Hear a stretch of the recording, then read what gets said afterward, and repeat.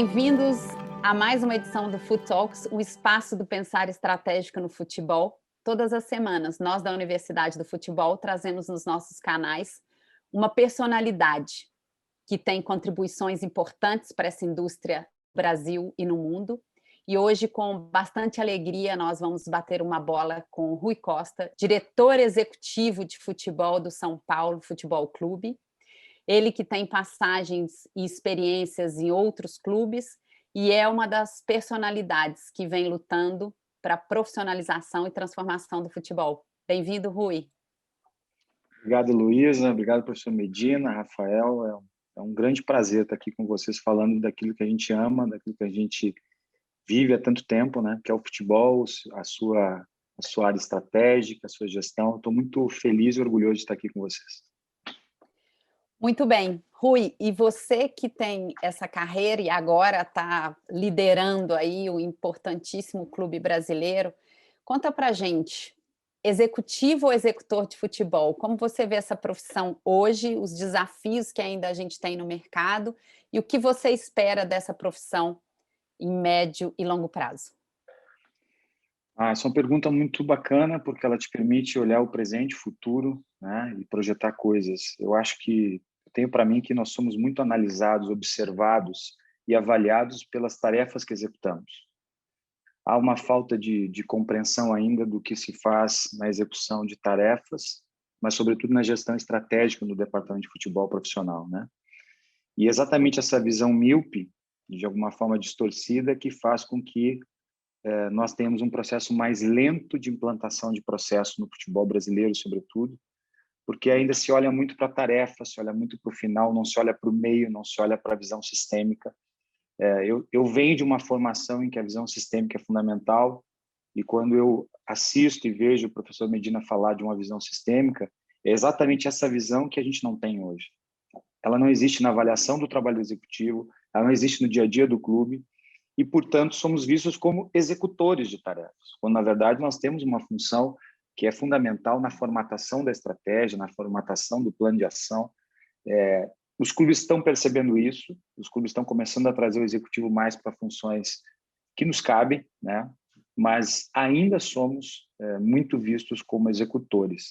Eu penso, desejo, com muita energia, com muita força, que num futuro próximo a gente possa ser visto como executivos, né? De uma forma mais lato sensu, uma forma mais ampla, que é o que todos nós desejamos. Excelente, Rui. Vou passar para o Medina.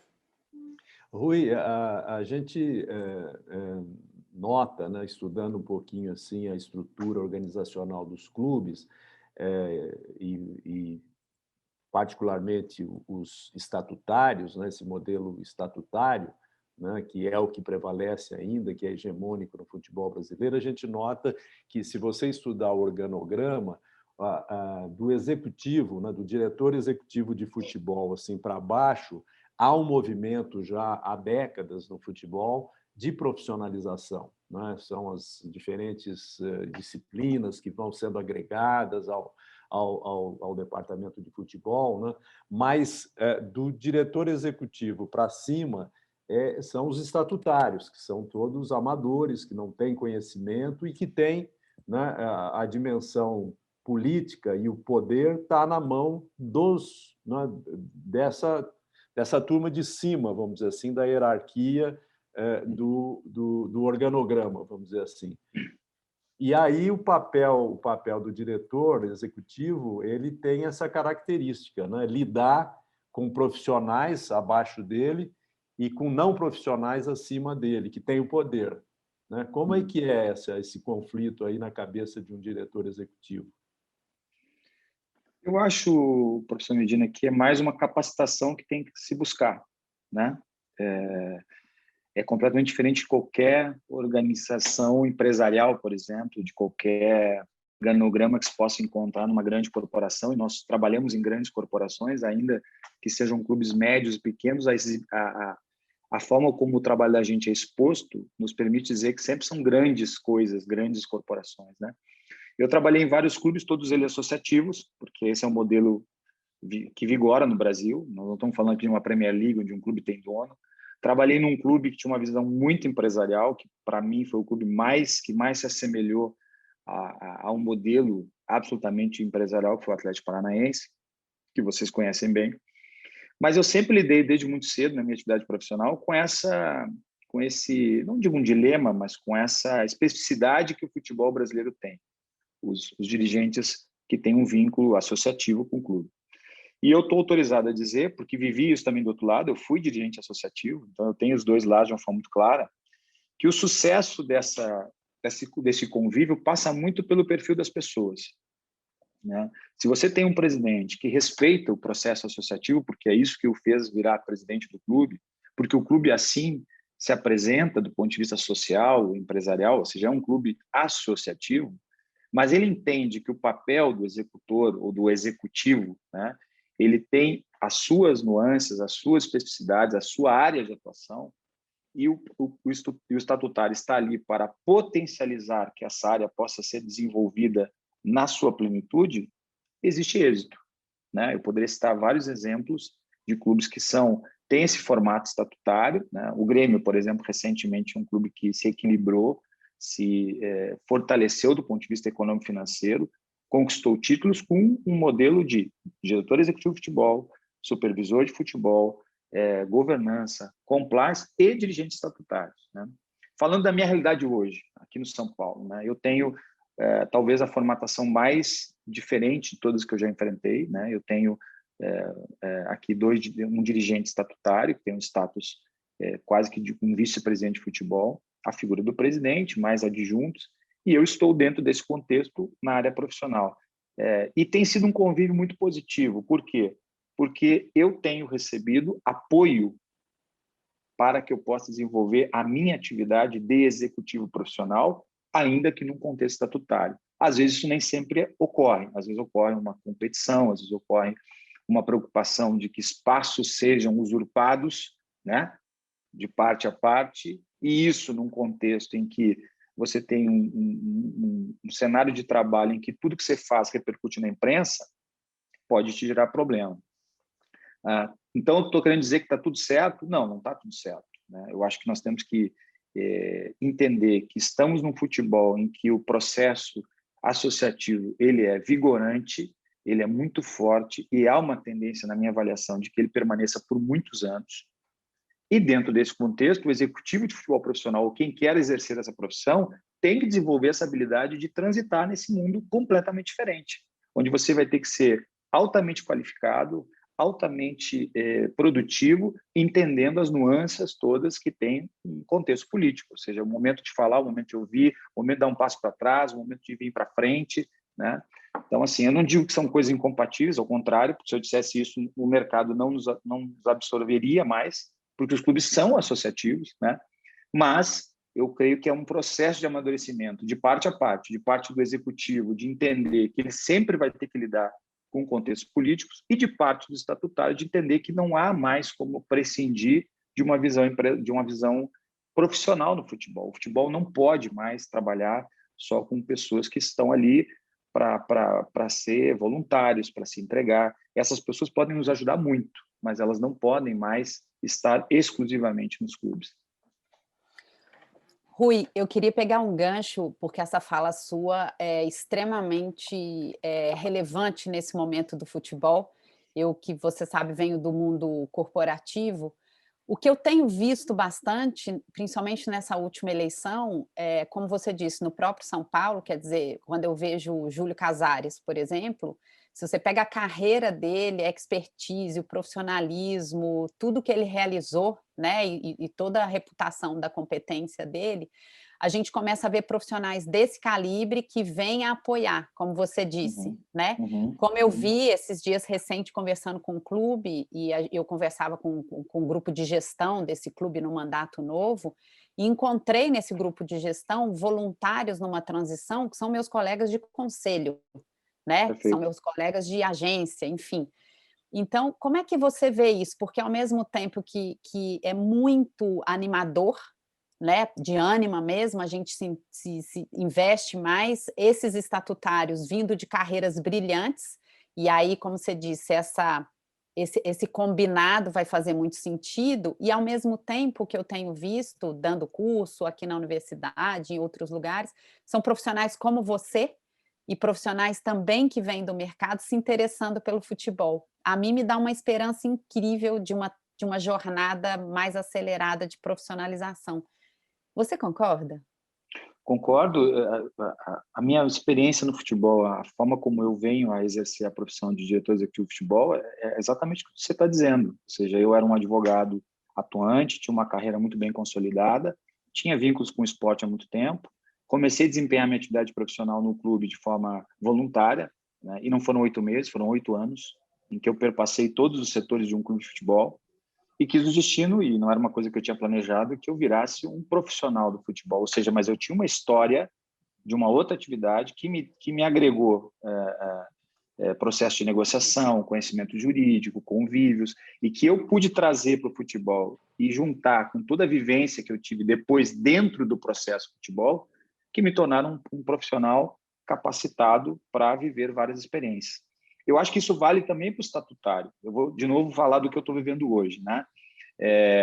Eu trabalho hoje com dois dirigentes estatutários, tem o presidente Júlio Casares, que desde a primeira conversa que tivemos, me parecia muito claro o entusiasmo com que ele falava do processo de profissionalização, mesmo num clube extremamente associativo como é o São Paulo. São Paulo é grandemente associativo, grandemente impactante no processo social da cidade, do mundo, pela sua característica associativa, né? Então você não pode recusar ou desconsiderar essa história do clube.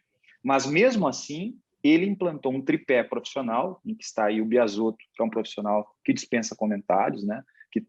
E num status de diretor executivo da formação, ou seja, não há hierarquia, eu não estou acima do Biasotto, nós somos igualmente importantes no processo. Eu acho que isso foi genial, porque eu já trabalhei em outros processos em que havia até uma hierarquia, ou seja, a formação num clube hoje é tão importante quanto o departamento de futebol profissional, porque um alimenta o outro, né? Aí temos o Muricy Ramalho, ou seja, que vem de toda uma expertise, de toda uma vivência de futebol que é indiscutível e que passa a ser um coordenador técnico. E, acima disso, as pessoas que conhecem os meandros do clube, né? Que é o Belmonte, o Nelson, né?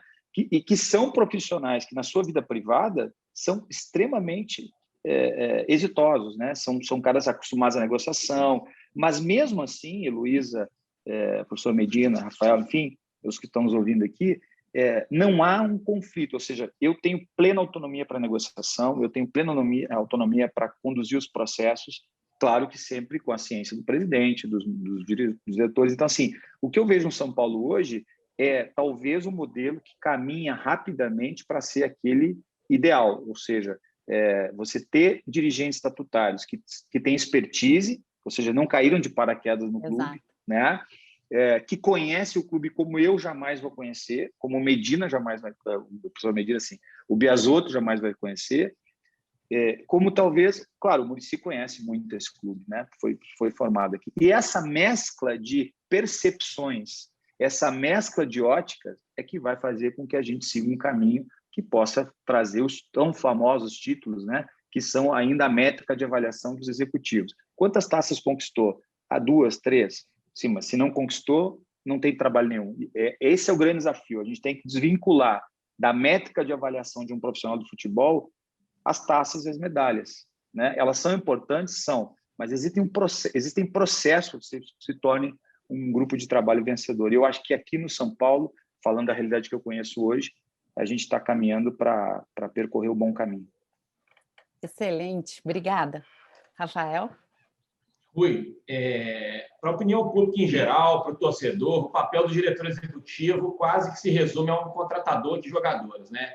E como você mesmo está falando aí, a função vai muito além disso. Eu queria que você comentasse um pouco uma fase da sua carreira que eu acho que você teve que exercer um papel de gestor de pessoas, como inteligência emocional muito aflorada, que foi quando você assumiu a Chapecoense, que foi pós o trágico acidente lá com a equipe, né?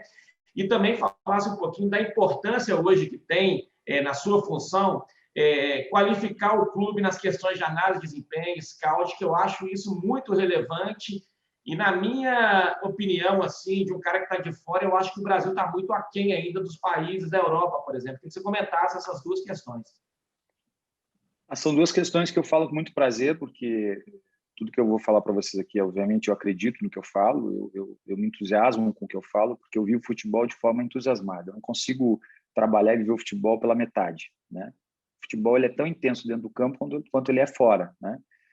E Chapecoense foi mais do que um case profissional, né? Chapecoense foi um case pessoal, né? Eu me tornei um ser humano melhor depois que passei pela Chapecoense, né? E não é romantismo, não é força de expressão, isso realmente aconteceu comigo, né? E ali realmente eu vivi coisas muito profundas e eu pude constatar como você tem que, às vezes, ser racional num ambiente absolutamente emocional, né? Os meus primeiros dias na Chapecoense, cada vez que eu abria uma porta, eu via alguém chorando, né? E aquilo me tocava como pai de família, como marido, como filho, como irmão, né? Mas eu tinha que respeitar aquele choro, mas tocar as coisas, fazer com que as coisas acontecessem, porque tudo era muito rápido, tudo era muito urgente. E aí eu penso que foi um processo muito elucidativo, né? Por quê? Porque a gente acha que para ser um grande profissional no futebol você tem que abrir mão da paixão. Você não pode se deixar contaminar pela paixão. Ao contrário, é a paixão pelo que a gente faz, é a paixão do futebol é que te faz levantar todos os dias e enfrentar, com o denodo que vocês enfrentam, por exemplo, a ideia de superar um tradicionalismo, uma coisa atávica, uma coisa quase medieval que ainda existe no nosso futebol, que é de dizer, isso é assim e sempre será assim, né? E esse é o grande desafio que a gente tem, é que com paixão mostrar que as coisas não são mais assim.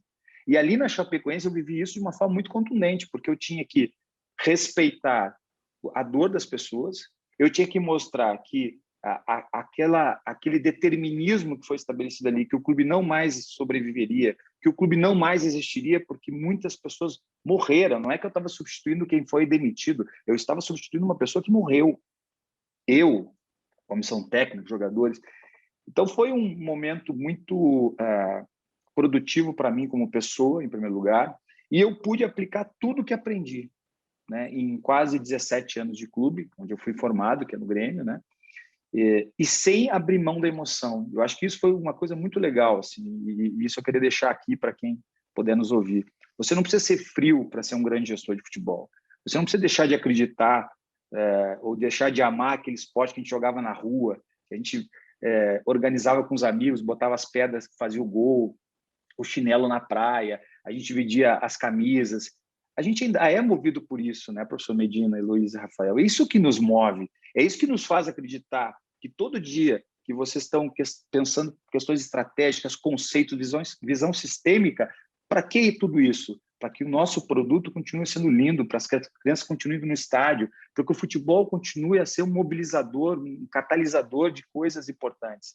E ali na Chapecoense eu tinha um luto muito grande, mas eu vivi isso de uma forma muito contundente e acho que passamos, né, de uma forma muito exitosa por lá e eu acho que de tudo que eu trago da Chapecoense, o que realmente vale para mim é que eu me tornei uma pessoa melhor, né? E ali eu pude também ver que quando você adota processos científicos, processos organizacionais, lá eu tive que, por exemplo, atuar até na construção de salas, a gente não tinha salas adequadas, né? Eu tinha lá pessoas maravilhosas que me ajudavam, a Jo, que é uma pessoa carinhosíssima, que era a secretária do presidente, eu trouxe ela para dentro do futebol, eu fui trabalhando com as pessoas de lá, porque elas é que sabiam o que era pertencer à Chapecoense, eu não sabia, né? Então esse é outro dogma que existe no futebol, que o processo de gestão, quando inicia num clube, você tem que trazer todo mundo de fora. Não, você tem que identificar talentos dentro do clube, porque esses talentos que te fazem ter claro que é pertencer ao clube, né? E isso foi uma coisa muito legal na Chapecoense. E lá, e aí eu acho que já faço o link com a tua segunda pergunta, nós só tínhamos uma forma de montar uma equipe competitiva. Nós tínhamos que entender o que era a Chapecoense, como jogava as equipes da Chapecoense. Eram equipes de força e velocidade. Ou seja, quem jogava em Chapecó, e eu várias vezes fui adversário da Chapecoense, sabia que enfrentar equipes que se recusavam a perder, que tinham muita força física e uma transição muito rápida. E aí sentamos, né, na época, com o Mancini, que foi um cara fundamental no processo, depois terminamos o processo com o Clay, né, que foi importantíssimo também, mas naquele momento nós tratamos a formatação da equipe de uma forma científica, ou seja, abrimos um mapa de mais de 100 atletas, identificamos perfil, identificamos métricas, ou seja, muita gente acha que a montagem de elenco da Chapecoense foi com sobras de equipes que nos deram jogadores. Não é verdade. O percentual de atletas que nos foram concedidos por empréstimo não chegava a 25%. O resto todo foi produzido dentro de uma análise muito científica de perfil, e não é à toa de que dos mais de 30 atletas que nós contratamos, 25, 26 permaneceram no ano seguinte, e desses 25, 26, 8 foram rentabilizados, foram vendidos, depois da Chapecoense, dentro do campo, se classificar para a Copa Libertadores da América. Então, assim, eu me alonguei um pouco, mas era a forma como eu tinha de traduzir algo que foi tão intenso, né? E algo que foi feito com profissionalismo, com emoção, mas com profissionalismo, sobretudo na formatação da equipe.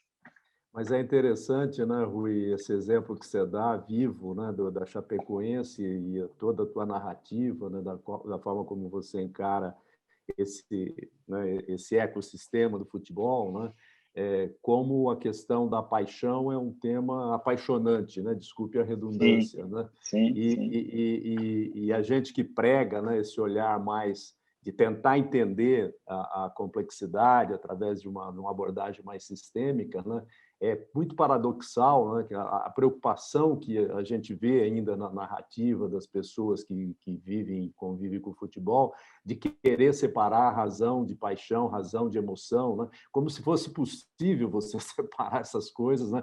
Que são a essência humana, né? A paixão que alimenta o nosso vínculo com o futebol, né?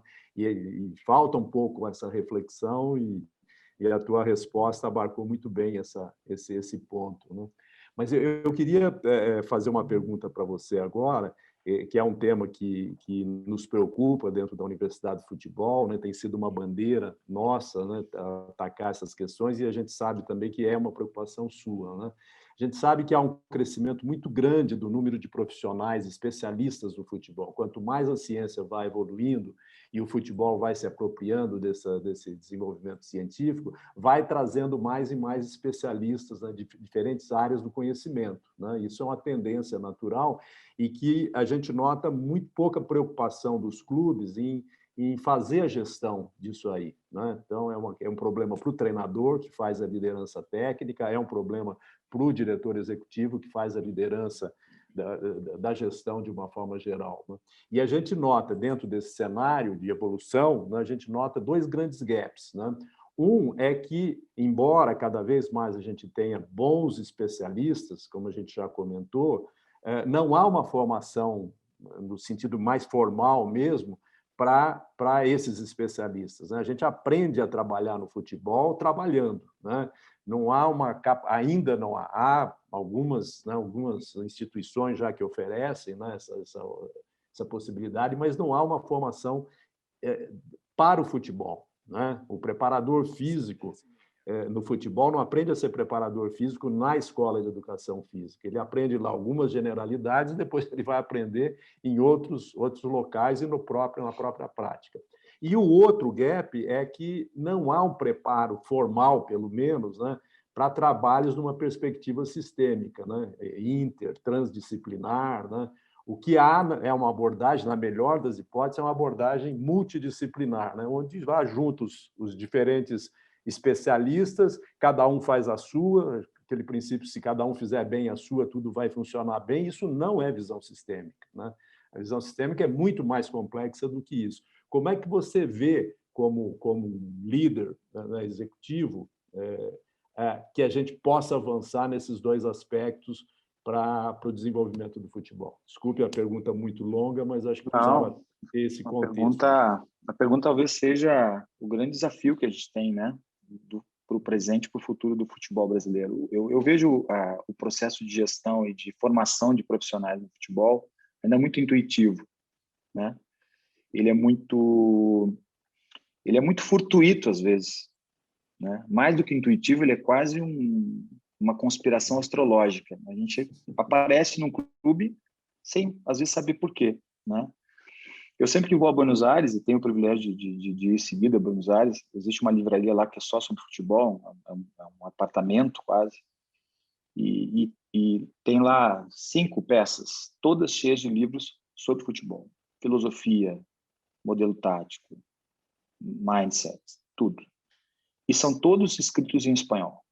Ou seja, nós que somos o país do futebol, nós que exportamos jogadores, nós que exportamos tecnologia, nós que exportamos ciência, nós que exportamos inteligência de futebol, eu não consigo entrar numa livraria em São Paulo, no Rio de Janeiro, e ter uma prateleira cheia de livros escritos em português. Portanto, a gente escreve pouco sobre aquilo que nós conhecemos. Eu não sei se é porque a gente conhece pouco, eu não sei se é porque a gente não tem estímulo para escrever, né? Ou eu não sei se é porque a gente continua fazendo as coisas de uma forma muito intuitiva, muito empírica e muito artesanal, às vezes até. Estou dizendo tudo isso, professor Medina, para confirmar aquilo que é a sua percepção, ou seja, nós não temos visão sistêmica no futebol ainda, né? Nós temos muito conhecimento aprofundado dentro de uma caixa. Essas caixas, não raro, elas não se interrelacionam, porque você vive num ambiente de constante pressão e de constante mudança de pessoas, inclusive. E, naturalmente, não há instinto mais forte no ser humano do que o de sobrevivência, né? Então, para sobreviver num modelo em que há muitas trocas, eu tenho monopólio do conhecimento, ou seja, eu não compartilho o conhecimento, porque eu tenho medo que, se eu compartilhar o conhecimento, alguém me substitua.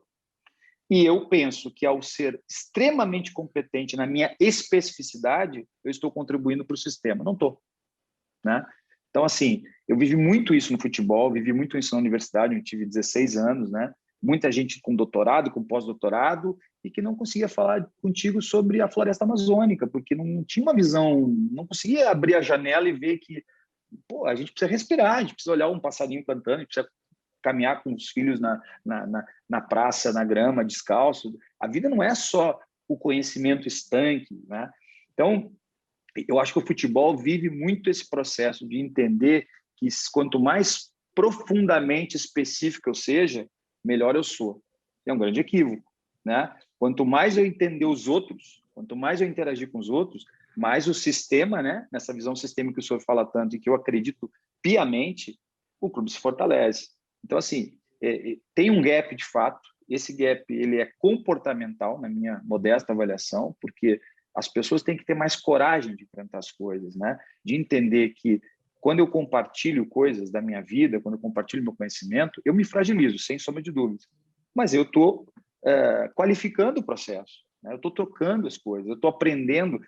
Eu sou um advogado que trabalho com futebol, que leio sobre psicologia, que gostaria de ter feito medicina, que gostaria de entender melhor psicologia, psiquiatria, para entender, porque o processo de gestão humana hoje ele está muito forte no futebol. Não há mais como fazer gestão de futebol se você não entender o ser humano, e o ser humano tem múltiplas faces, múltiplas variáveis.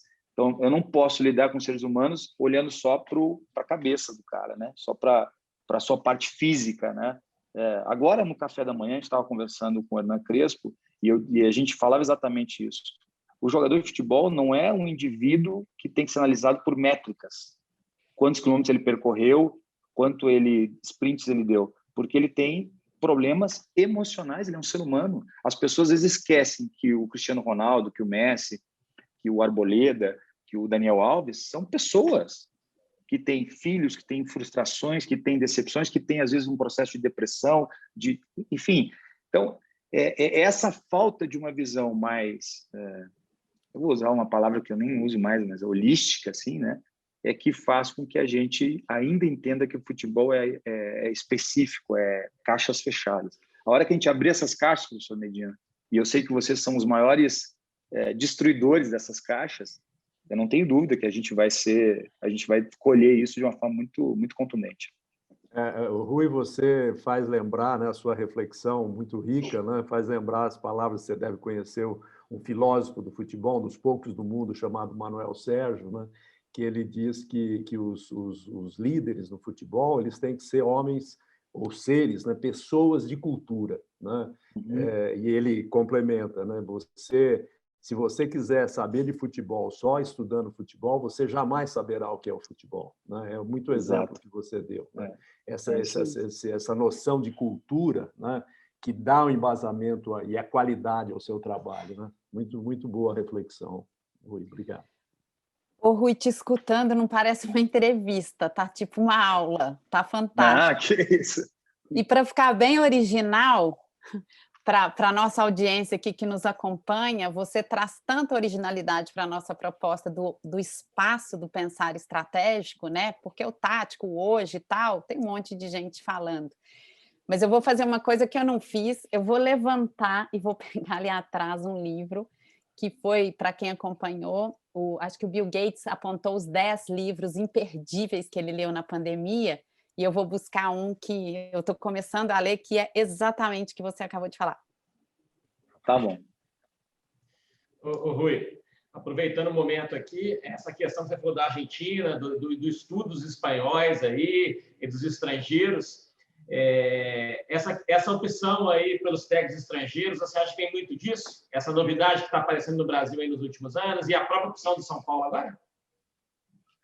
Eu não separo qualidade por nacionalidade, né? Não acho que o indivíduo ter um passaporte que não seja o nosso o qualifique para exercer uma função. Agora, eu tenho absoluta convicção e eu tive o privilégio de trabalhar com grandes treinadores brasileiros, né?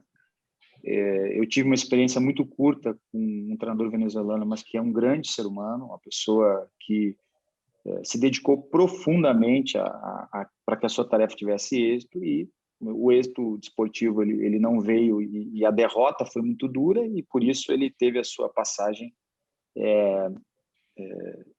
interrompida, mas isso não faz com que eu, por exemplo, ao avaliá-lo, entenda que ele não é um profissional qualificado, né? Eu acho que muito mais do que uma nacionalidade, se busca hoje exatamente esse perfil que eu falava aqui, que a Heloísa foi lá buscar o livro, que é treinadores, metodologia de treino, né? Isso você tem hoje até como compilar isso, né? Você bota no computador lá método de treino, treino do Barcelona, treino do Atlético Bilbao, treino de pressão alta, pressão baixa. Isso você bota no computador hoje, o computador te dá a semana de treino, né?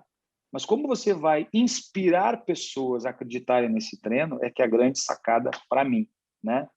E por isso que hoje você tem nas universidades brasileiras, portuguesas, espanholas, né, grandes treinadores, métodos, aplicadores de método de treino na semana. Isso não me preocupa. Acho que isso você pega um telefone, mas como você vai gerir as frustrações desses treinos? A ilusão de que esse treino possa te fazer ser campeão. Como é que você vai lidar com um cara que estava treinando e no outro dia está no time, no outro dia não está?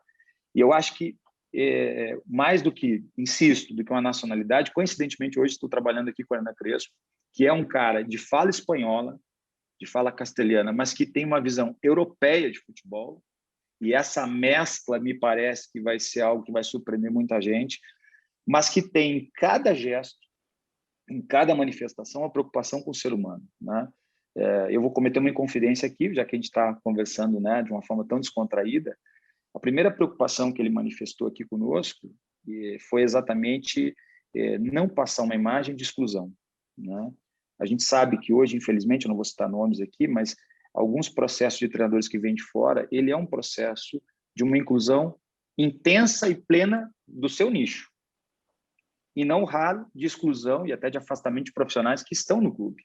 Então, a primeira coisa que ele me dizia, desde o início que conversamos, e dizia, não a mim, ao Belmonte, ao Nelson, ao Muricy, inclusive, o Muricy conversou muito com ele, foi importante nesse processo de ambientação, é que ele queria chegar pertencendo ao São Paulo. E para pertencer ao São Paulo, você tem que entender que as pessoas que estão aqui é que te vão te dar essa dimensão. Voltamos à Chapecoense. Se eu chegasse na Chapecoense, com toda a experiência que eu tinha de Grêmio, com tudo que eu vivi no Grêmio, achando que eu era maior que a Chapecoense, já cometeria o primeiro erro, né? Então,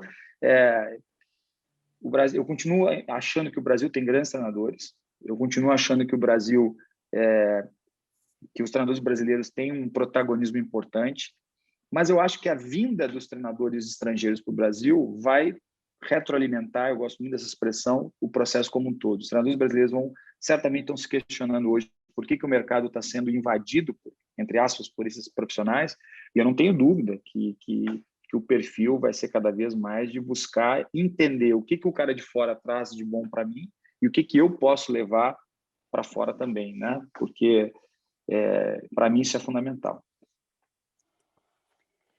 Vamos chegando ao fim, mas nesse fórum, e a gente já deixa um convite, voltando a uma fala sua, desse egoísmo, das pessoas entenderem ou acharem que conhecimento é poder, né? Volto no filósofo, quem acha que sabe tudo está mal informado, e aí a gente pode, na missão que a gente acha da Universidade do Futebol, de executivos como você, a gente criou também um espaço no Clubhouse, toda terça-feira. O mais animado é o Medina, né? Que é uma coisa incrível. Medina, vamos para o Clubhouse, pessoal. Ai, será, né? Que ferramenta. Medina, não vamos. E nós criamos esse espaço de um compartilhamento super aberto. Então, depois eu te mando o convite. E vou terminar te perguntando sobre a importância do conhecimento, do compartilhamento, do desenvolvimento da equipe, né? Em torno de estudar, né, Rui? Você falou demais e com muita propriedade.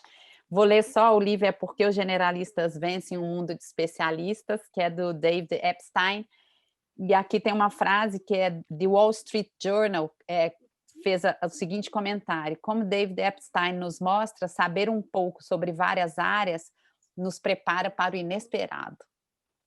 Perfeito, então, eu acredito muito nisso. Queria terminar te perguntando, você, né, que tem esse amplo conhecimento, como é que você vê esse papel do conhecimento, do estudo, do time, para que a gente continue esse processo de evolução do futebol brasileiro? Heloísa, eu sou um generalista, né, por excelência. Então, assim, só que eu tenho, talvez o que tenha me trazido até aqui, até o São Paulo, até esse transcurso de vida, né, que me fez sair do menino que amava futebol, sem nenhum talento, né, mas que sempre quis estar perto do futebol, ainda que não tivesse condição física para ser um atleta, que não tivesse talento para isso. Foi exatamente ser generalista que me trouxe até aqui, né? E a única divergência que eu tenho em relação à tua manifestação é que eu não tenho muitos conhecimentos, eu tenho muitas dúvidas, né? Eu sempre fui um cara de muitas dúvidas, de muitos desconhecimentos, né? E isso me fez buscar respostas, me fez buscar conhecimento. E eu acho que o primeiro movimento que o ser humano que está dentro do futebol tem que fazer é entender que ele é um organismo tão dinâmico, tão pleno de mudanças, tão pleno de alterações sísmicas, né? E que, inclusive, está inserido num contexto em que hoje, por exemplo, antigamente você entrava num bar e meia dúzia de pessoas falavam daquilo que você viveu ou daquilo que você opinou num jogo de domingo. Hoje, milhões de pessoas opinam nas redes sociais, não raro de uma forma definitiva, não raro de uma forma agressiva, e isso faz com que os desconhecimentos aumentem muito, né? A gente não consegue entender por que algumas coisas acontecem. A gente não consegue entender como é que você faz tudo certo e dá tudo errado ao final, né? Ou como você faz tudo errado e você conquista um título. Por isso que eu sempre questiono, e podem alguém achar que isso é papo de fracassado, não é, né? Eu tenho muito orgulho dos meus fracassos. Tenho muito orgulho dos meus fracassos. Foram os meus fracassos que me fizeram ser o homem que eu sou hoje, com inúmeros defeitos, com algumas virtudes, mas foram os meus fracassos que me fizeram chegar a ter o privilégio de estar aqui falando com você, de estar aqui falando com o professor Medina, contigo, Luísa, com o Rafael e com todo mundo que está aqui, de estar ao lado de pessoas como o Paulo André, que é um amigo que o futebol me deu. Por quê? Porque eu tenho plena consciência dos meus fracassos. Foram os meus fracassos que fizeram eu buscar conhecimento. Então, estudar, entender teus fracassos e chegar ao momento em que, mesmo na vitória, com a taça, com a medalha no peito, você para e pensa assim, calma, esse não é o fim, esse é o meio. Eu não sou tão ruim porque perdi um jogo e eu não sou tão perfeito porque conquistei uma taça, né? E isso só se consegue entendendo o processo de conhecimento, entendendo como a gente se situa nesse mundo tão capaz de te rotular, tão capaz de te definir, porque a gente não é definido pelo que a gente tem, a gente não é definido pelo que a gente carrega no peito, dourado, prateado, bronzeado, a gente é definido, na minha modesta opinião, pelo aquilo que a gente aprendeu com os fracassos. Então, na condição de absoluto generalista, né, eu te digo que estudar é fundamental para que a gente se entenda nesse contexto todo, E não sei se já chegamos nesse momento, mas eu queria dizer que eu estou muito feliz, foi muito gratificante estar aqui com vocês. Eu sou um fã incondicional da Universidade do Futebol, sou um fã incondicional do professor Medina. O professor Medina tem um case na vida dele, eu até fiz um bate-papo uma vez na CBF, ele estava sentado na frente, eu pensei, porra, o que eu vou dizer para esse cara? Né? O que eu vou dizer para ele que ele não saiba? Né? E eu contei para ele da minha vida, porque da minha vida ele não sabia. E eu me lembro que lá no Internacional, né, eu vivi isso, ele fez um prognóstico, e ele foi muito criticado pelo prognóstico, e foi o prognóstico mais brilhante que eu vi na minha carreira, né? De como ia acontecer, aonde ia acontecer e por que ia acontecer. E ele não sabe disso que eu vou dizer aqui hoje, mas ali nascia o Executivo de Futebol, né? Quando eu vi o que o professor Medina disse com tamanha convicção, com tamanha coragem, sendo extremamente criticado, ele lembra disso, e o Internacional virou um clube campeão do mundo a partir de uma previsão que ele fizera 5, 6 anos antes, de uma forma absolutamente precisa. E ali eu comecei a entender que mesmo quando a gente é criticado, mesmo quando a gente é liquidado, naquela época não tinha rede social, né, professor Medina? Então foi mais leve. Tinha muro nas paredes. Tinha muros nas paredes de Porto Alegre que eles postavam as mensagens carinhosas. Exatamente. Hoje os muros são maiores e mais intensos e mais amplos, né? Mas foi ali que nasceu o Executivo de Futebol Rui, né? Obviamente que tem o Fábio Koff, que tem um papel importante nisso tudo, mas ali eu entendi que era possível sonhar, era possível ter coragem de enfrentar a paixão, às vezes o ódio, de uma forma muito corajosa e com conhecimento. Então, que fica aqui a minha fala de que conhecer, estudar é fundamental em qualquer atividade humana, principalmente no futebol. Medina, o encerramento é seu. Com certeza, depois dessa aí. Não, sem palavras, né, Rui? Eu agradeço muito o carinho, né, do que disse no início, reitero agora, né, realmente não tinha essa história completa que você contou hoje, né, mas a gente fica muito assim, honrado, né, de ver um profissional como você, né, que constrói a sua jornada aí entendendo, né, procurando entender as dificuldades, né, e é isso, né, a única coisa que a gente sabe mesmo é que a gente sabe muito pouco, né? Acho que ter isso sempre presente é fundamental para que a gente possa avançar e contribuir, né? E queria aqui, né, em nome da Universidade do Futebol, agradecer mais uma vez, né, essa oportunidade que você nos deu, né, de a gente fazer uma reflexão muito gostosa, né, e muito, acho que, de proveito para aqueles que acreditam naquilo que a gente acredita, né? E vamos errando aqui, errando ali, um acerto aqui, um acerto ali, isso é a vida, né? É a profissão no futebol e a vida de uma forma geral, né?